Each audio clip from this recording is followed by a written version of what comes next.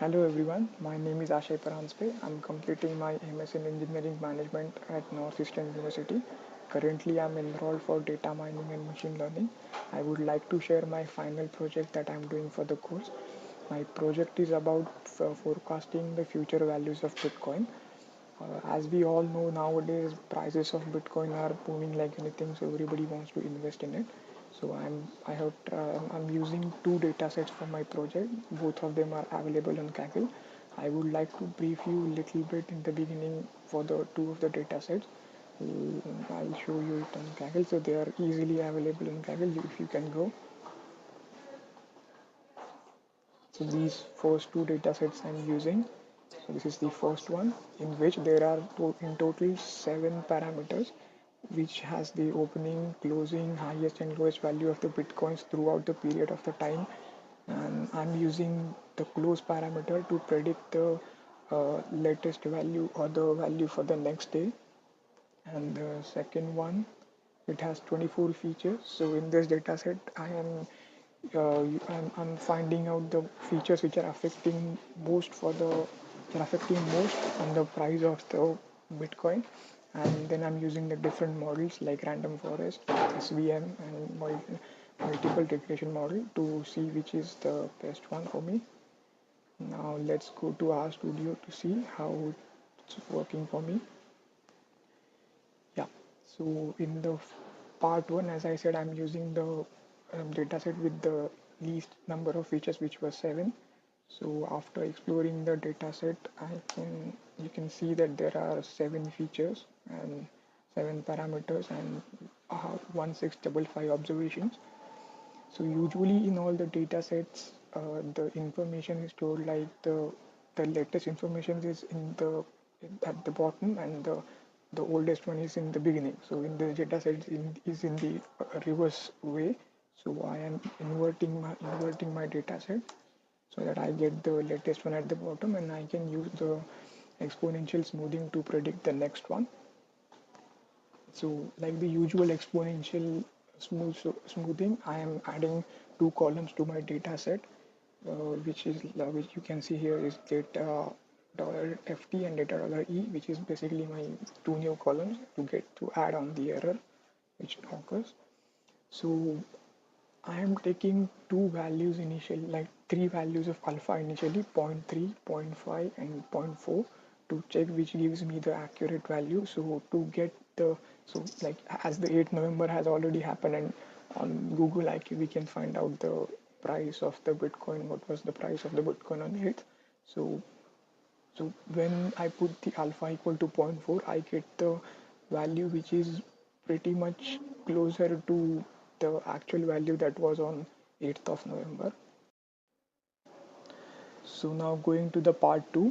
In the part 2, I'm using the bigger data set which has not by the observations, but it has 24 features in it, and I'm going to find out the 4 most affecting ones. So after doing the exploration of the dataset, we can find out that all the other 23 are of the data type num, just the date is not of the date is of the format of date and time. So I'm converting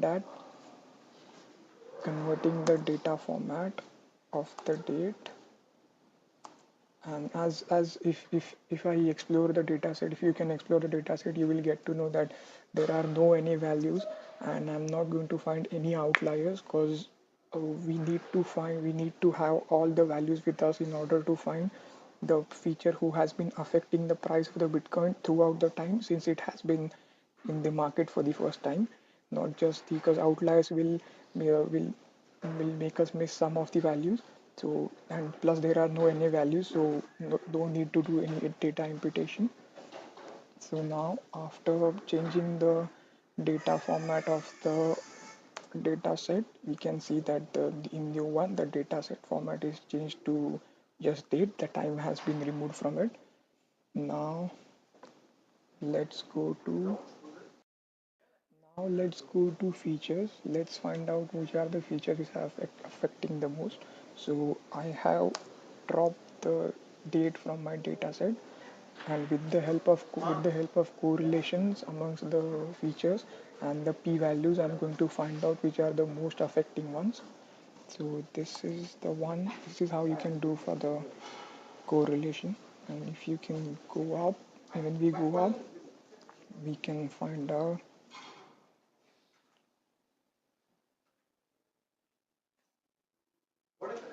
If we go up, we see that the features like market capacity, transaction total, block size, and total bitcoins are the main parameters which are affecting the most, and we can even confirm that with when we use the p-value, which is over here.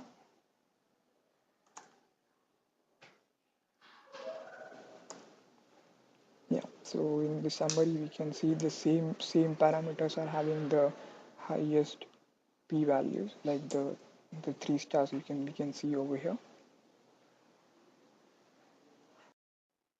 Yeah, so just set the four main features that I have found. One of which is market capacity, which says the total USD value of Bitcoin supply and circulation. That means the amount of USD that is being circulated in the market.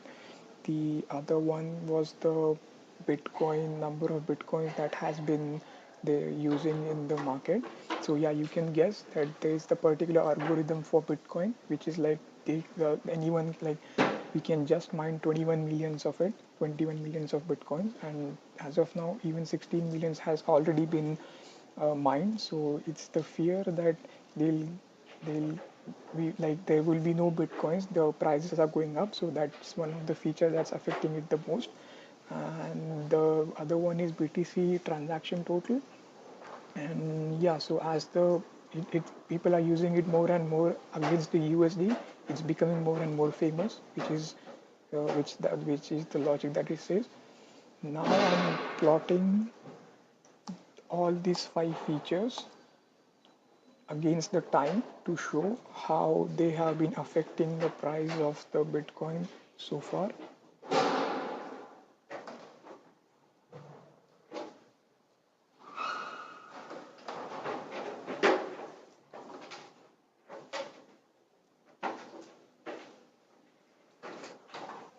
Hello everyone, my name is Ashay Paranspe. I'm completing my MS in Engineering Management at Northeastern University.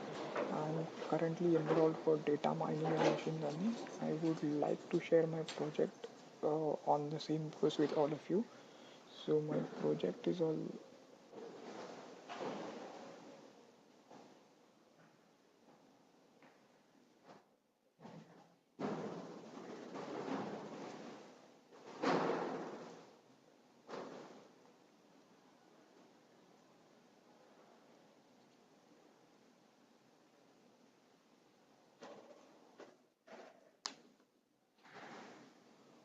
Uh, yeah, so now I'm showing you the four parameters against the time, how they have affected the prices of Bitcoin so far. So as we can see in the picture, this one blue line belongs to the total number of Bitcoins. So yeah, we can see initially they were really high, and now as we have mined much of them, it's going low. Now let's go to data modeling, data training first. So I'm using Caret library and the function create data partition with the 25-75 proportion. That means 25 will be in the training one and testing one will have the 25.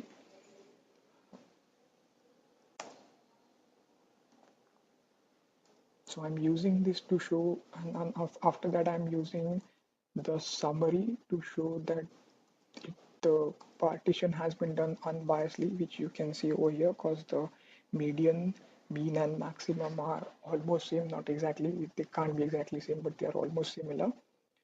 Now the modeling part. So first I'm using the multiple linear regression, in which I am, I'll show you.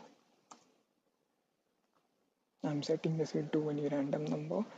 Then I'm to get the, like, though I have found out the exact parameters that has been more effective on the price of the Bitcoin.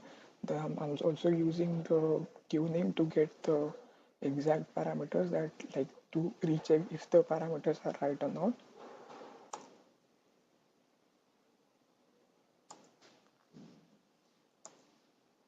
So after prediction, I can see the MAE value that I can get is 6.93 approx. Now next one I'm using is the SVM, like I'm using the library E1071. Even in the SVM, I'm using the tuning technique so that I can get the parameters that has been affecting the most. So as you can see on the screen,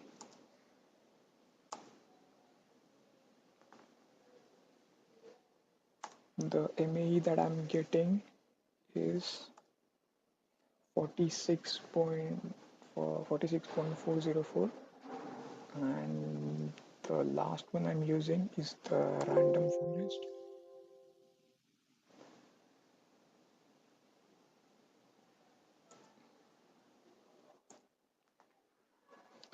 in which I'm even in the random forest I am using the tuning techniques, and keeping the entry as 600.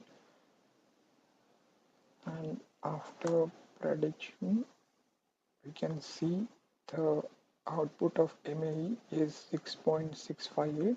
And so as amongst the three models that I used, the value for the random forest is the least, and that's why I